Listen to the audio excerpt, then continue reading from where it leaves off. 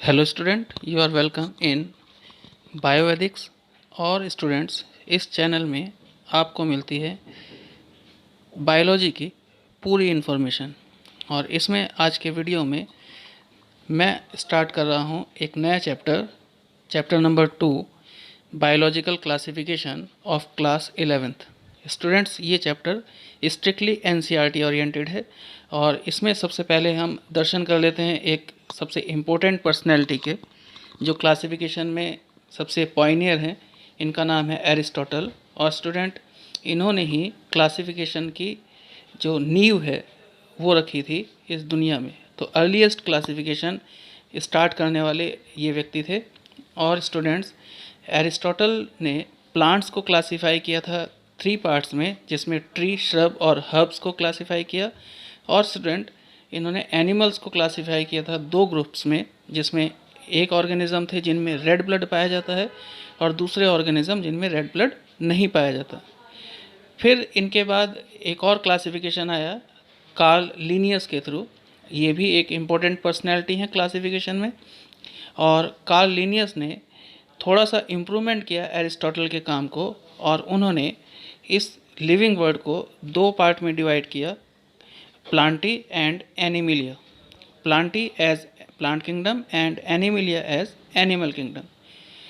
Students, Linnaeus does not differentiate between eukaryote, prokaryote, unicellular, multicellular, photosynthetic and non photosynthetic. इनका कोई scientific criteria नहीं था, लेकिन ऊपर ही ऊपर इन्होंने क्लासिफाई किया था। तो जो प्योर साइंटिफिक क्लासिफिकेशन आपको पढ़ने के लिए बोला गया एनसीईआरटी में स्टूडेंट्स, वो है 5 किंगडम क्लासिफिकेशन, जो दिया था आर.एच. विटेकर ने।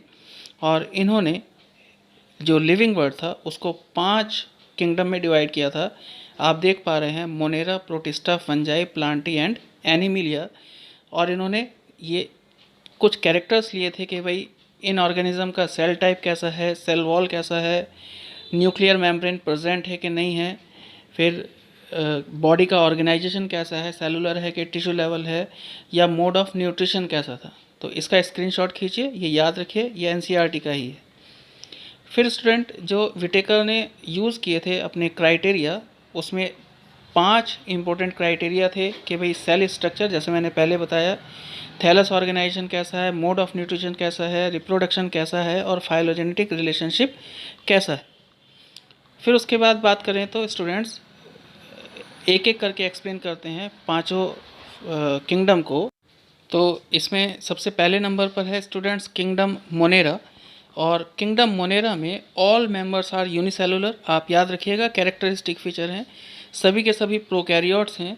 मेनली कंप्राइजेस बैक्टीरिया, यानी बैक्टीरिया इसका होल सोल मेंबर है। ट्रू न्यूक्लियस नहीं है इनमें, और रिजिड सेल वॉल पाई जाती है।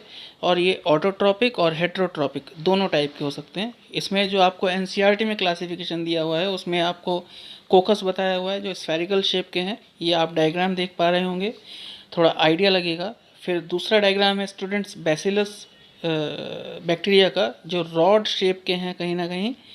और फिर तीसरा डायग्राम है स्टूडेंट्स स्पाइरुलम बैक्टीरिया का, जो स्पाइरल शेप के हैं। तो इस डायग्राम से आप पता लगा सकते हैं, आइडिया लगा सकते हैं कि हाँ किस शेप के होते होंगे। तो स्पाइरुलम।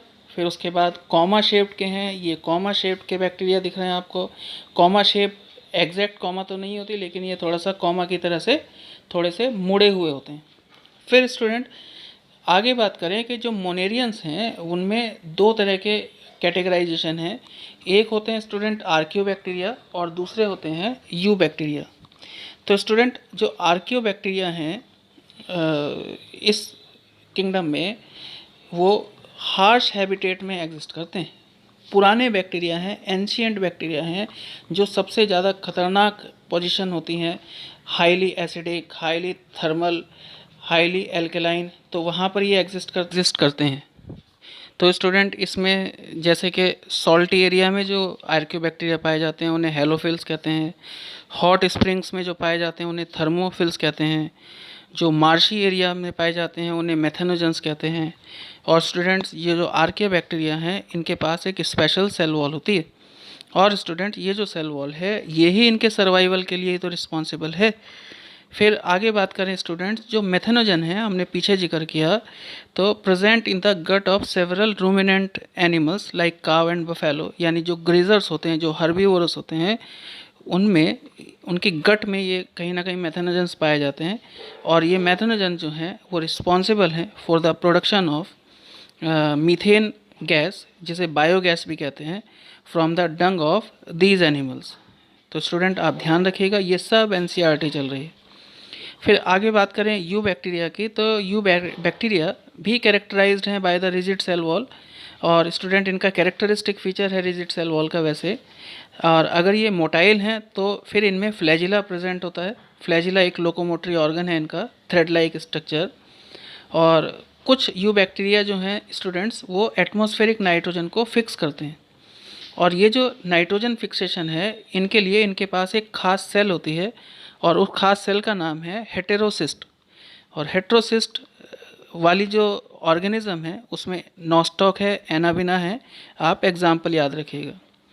फिर एक और बात कि heterocysts play important role in recycling of nutrients like nitrogen, phosphorus, iron and sulphur etcetera, यानी ये एज ए डीकम्पोजिशन का काम करते हैं और न्यूट्रिएंट्स को रिसाइकल करते हैं।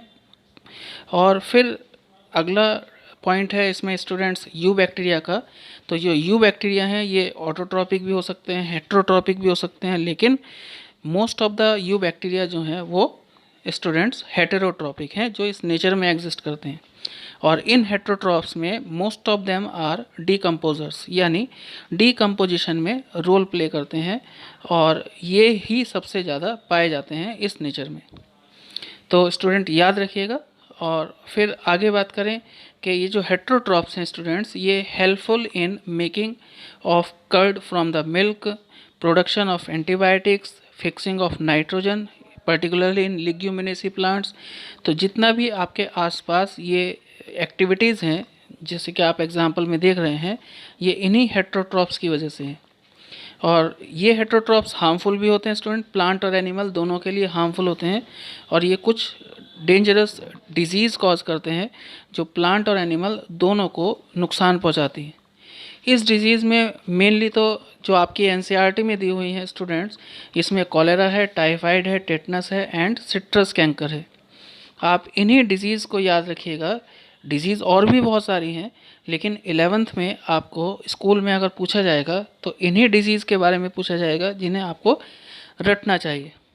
फिर आगे बात करें रिप्रोडक्शन की, तो बैक्टीरिया जो हैं वो रिप्रोड्यूस करते हैं मेनली बाय द फिजन, यानी 1 से 2, 2 से 4, और कभी कभी अनफेवरेबल कंडीशन में ये बैक्टीरिया जो हैं कुछ स्पोर्स भी डेवलप कर लेते हैं स्टूडेंट, और स्पोर्स जो हैं वो फिर नया ऑर्गेनिज्म प्रोड्यूस करते हैं अंडर द फेवरेबल कंडीशन। और फिर से अगर रिप्रोडक्शन की दोबारा बात करें तो they also reproduce by a sort of sexual reproduction by adopting the primitive type of DNA transfer, यानी एक ऑर्गेनिज्म से दूसरे ऑर्गेनिज्म में डीएनए ट्रांसफ़र हो करके या करके ये सेक्सुअल रिप्रोडक्शन परफॉर्म करते हैं। फिर एक और टर्म है आपकी एनसीईआरटी में स्टूडेंट्स, माइकोप्लाज्मा। और mycoplasma are the organism that completely lack a cell wall, इनमें सेल वॉल नहीं होती, ध्यान रखिएगा, कैरेक्टरिस्टिक फीचर है और अपने आप में यूनिक ऑर्गेनिज्म है माइकोप्लाज्मा। और mycoplasma are the smallest living cell known and can survive without oxygen for a long time. Students, mycoplasma का कोई अपने आप में स्ट्रक्चर नहीं होता, ये लगातार अपनी शेप बदलता है, इसलिए इसे जोकर ऑफ बायोलॉजी भी कहते हैं। तो पैथोजेनिक है, डिजीज़ कॉज करता है बहुत सारे प्लांट और एनिमल में। और स्टूडेंट अगला टॉपिक है प्रोटिस्टा, जो मैं अगले वीडियो में आपको प्रोवाइड कराऊंगा। तो थैंक यू फॉर वॉचिंग। और अगर आपको ये इन्फॉर्मेशन पसंद आई हो स्टूडेंट, तो प्लीज़ लाइक और शेयर कीजिएगा और चैनल